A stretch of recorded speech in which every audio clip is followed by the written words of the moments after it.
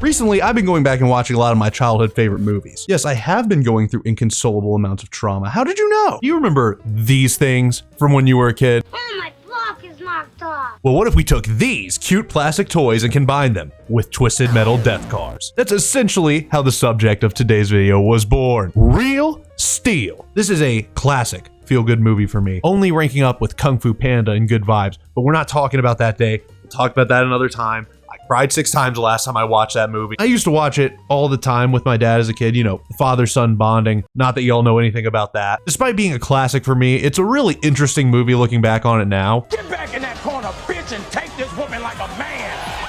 As to why, we'll get into that. This movie actually had a pretty semi-stacked cast as well, with none other than Hugh Jackman, the Wolverine himself, as well as Falcon America, Anthony Mackie before his prime. Now, despite this semi-stacked cast, the movie is held back by, shall we say, some unique writing choices. But to get into that, we're gonna have to cover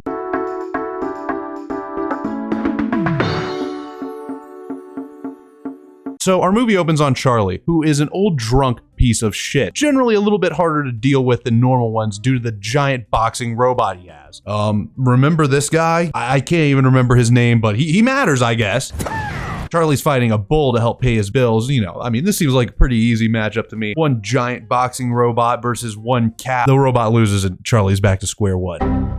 And down a leg. So police come and tell Charlie that his old ex-girlfriend died, to which Charlie simply kind of is just like, why do I give a fuck, mate? Also nails one in the nose, which like, come on, you assaulting an officer much, man? Jesus. Hey, Charlie, man. Hey, Charlie, man. Say, without that leg, you know, you gonna have trouble moving on from your dead ex-girlfriend. Oh! They then remind him of the whole, you know, small son thing, to which Charlie is just like, oh, yeah, not my problem. Charlie being a piece of shit dad is kind of a key point in this movie you'll come to see. There's a part some of y'all might be able to relate to, actually. We then meet Deborah and Martin, the piece of shit rich aunt and uncle. They're not really pieces of shit. I only say this because they wish to tie down the boy Max, and this is a movie about freedom and the spirit of America.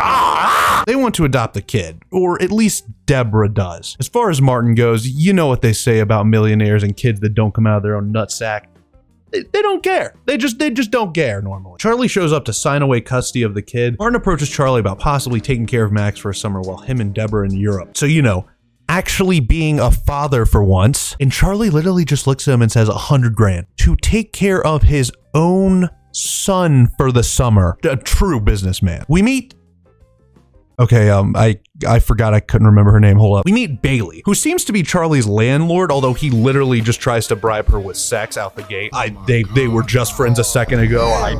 Instead of paying any attention to that, Charlie goes and takes half the money and buys a much nicer robot. It's imported with fancy foreign writing and fun, funky colors, so you know it's tech savvy. It also has some cool voice control stuff, which you don't really see much. I don't know robots. Yeah, I know engineers. He gets it killed by a meth head within 2 hours. I'm noticing a trend here.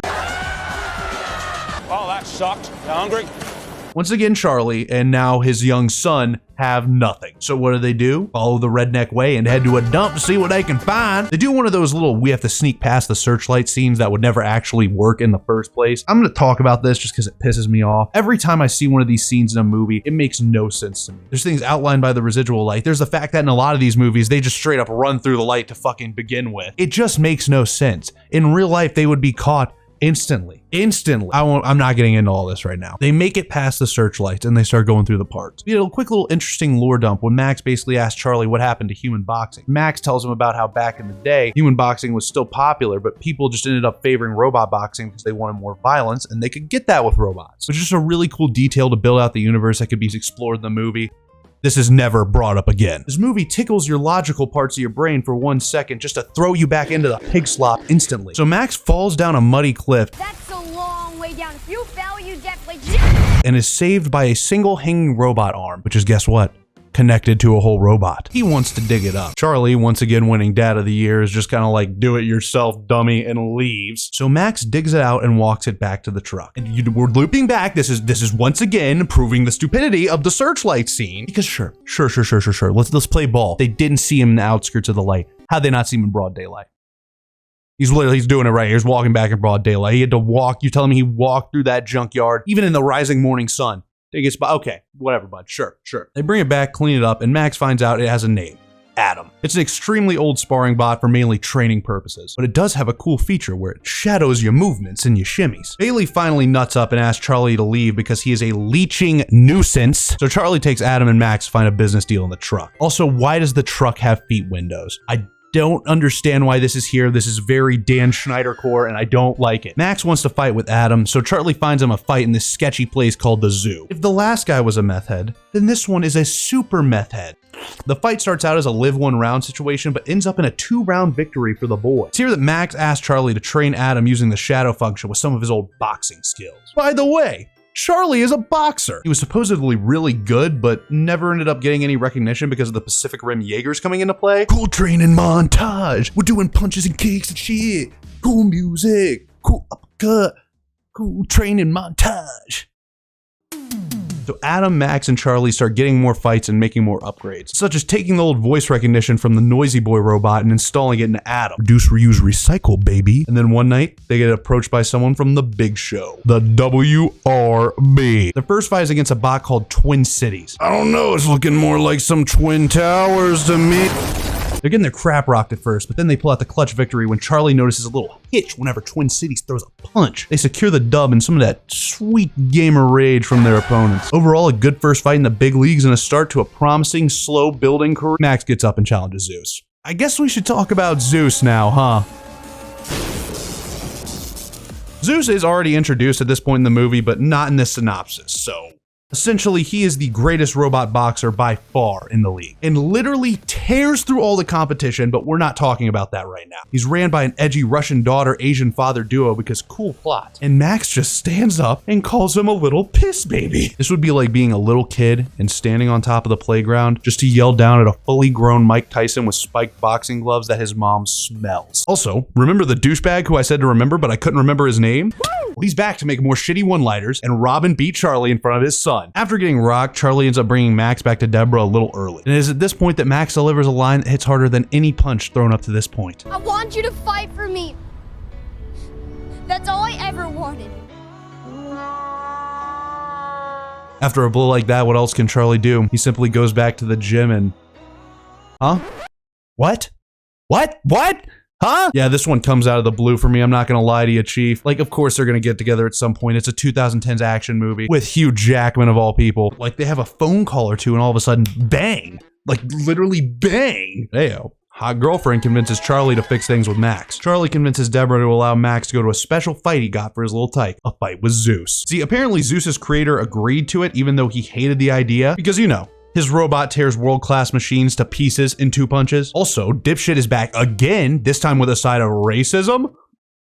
Oh, God. Anyways, also, Dipshit is back again, this time with a side of racism. 100K. You heard me, homie. Homie? Right? Homeboy! He puts 100 grand on Adam losing in the first round. Adam does manage to live through the first round, but he certainly doesn't win it. I just want you to know that this dude matters nothing to the plot and that the only reason I've been bringing him up again is because I hate him so much and I just love seeing him take an L here. I mean, look at this.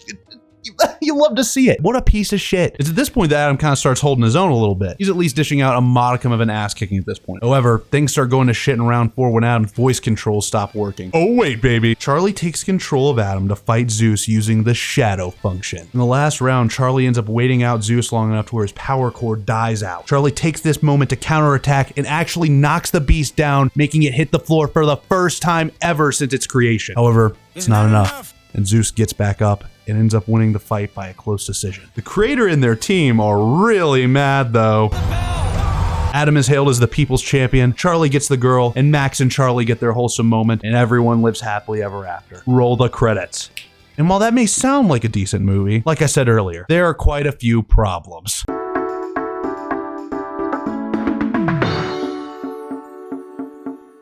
We're gonna start small and get deeper over time. Kind of like a shitty, low-effort, real steel iceberg. So first off, let's talk about Charlie. You may have picked up from his actions, or maybe me voicing my opinion a couple of times, that Charlie is kind of a piece of shit dad. As they don't hesitate to point out in the movie, Charlie and Marvin basically sell Max back and forth. You sold me for 50 grand. You owe me half. I don't have it. I spent the money on a robot. It's gone. Okay? Gone. I'm through here. Charlie also leaves the kid in the junkyard to dig a robot out of the cliff he almost fell off of and, oh, you know, fucking died. And it's not like there's a sequence of events that leads to him becoming a better dad or anything like that. No, I don't really know how to say this nicely, you know? Charlie just decides to become a good dad after he gets his nut off. Which, like, okay, I guess. Just a very weird and sudden writing choice, I feel like. I guess blasting off some kids would be the only thing that really make me care about Maya as well, so I'll let it slide. Also, you may have forgot the part where Max's mom died at the start of the movie. Don't feel bad for doing so, though, because so did the entire cast of characters. Charlie doesn't give a single shit the whole time. Once again, harping on the piece of shit dad narrative, he finds out and then immediately goes to court to, and I quote, sign some papers to give up custody of my son. The lady's sister only seems to care about getting her grubby little hands on her sister's son's cheeks, and Max literally never sheds a tear over his deceased mother throughout the whole course of the movie. The meth heads cry more about their robots than this kid cries about his mother dying. Probably should get that checked out, Charlie. Now, let's talk about a big one, Zeus. I can honestly understand why Takashito is pissed off that his super robot has to fight Adam, because his super robot is an untouchable monster. And I get it's a movie, and I get suspending disbelief is kind of the point, but the fact that Zeus doesn't Wally compact Adam in a single punch is an absolute impossibility. Even if Adam is built to take a hit like they say, every other robot that Zeus comes into contact with in this movie leaves the arena looking like a pack of smoked Smarties. And we're just gonna move over Charlie and Bailey's weird tension relationship, which is certainly not a safe environment for baby Max. Now let's move to a big one. Nothing too crazy, just, you know, they hint Adam has a soul. Now if this had happened once, it would be nothing too crazy, but they hint at this multiple times throughout the movie, and then they just never expand on it. I wouldn't care if they had expanded upon it. Just the fact that it's in there and they don't talk about it is just weird. It makes it weird. They will multiple times just stare him in the eyes and be like, are you in there, buddy? And then zoom in on Adam's face for like 10 seconds straight in the way that you know would mean something. You know they're not doing this because it would be awkward if they were just doing this for fun. Like I said, I just wish if they had the scenes, they had, you know, like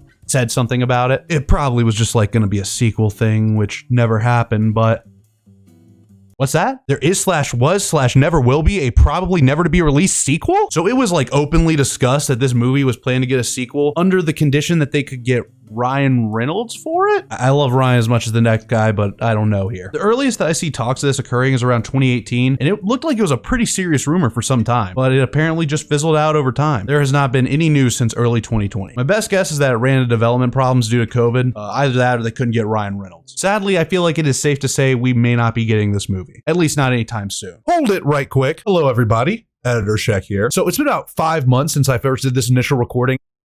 Make that 2 fucking years. And a few things have come out since then. While sadly, we still have no confirmation of a Real Steel 2 movie, there has been basically confirmation for a Real Steel Disney Plus series that's in the works. Does that mean we really are never getting a sequel? Is this the prequel to the sequel? I don't know. I can't answer those questions. But it felt just kind of stupid to have this whole section here about how there's a sequel, there will never be, here's why, when this new information has come out. So I figured I'd just make this little quick side note in there. I will also note that no matter what, this series or movie will definitely not continue the plot of the first one because Dakota Goyo, who is the guy who played Max, is like 30 now and has retired from acting. But anyways, back to the video. It's not really important either, but I will add in that this movie did spawn a mobile game that you bet your sweet ass I played, and from my memory was actually pretty good. Good enough for me to re-download it now and play it for this video?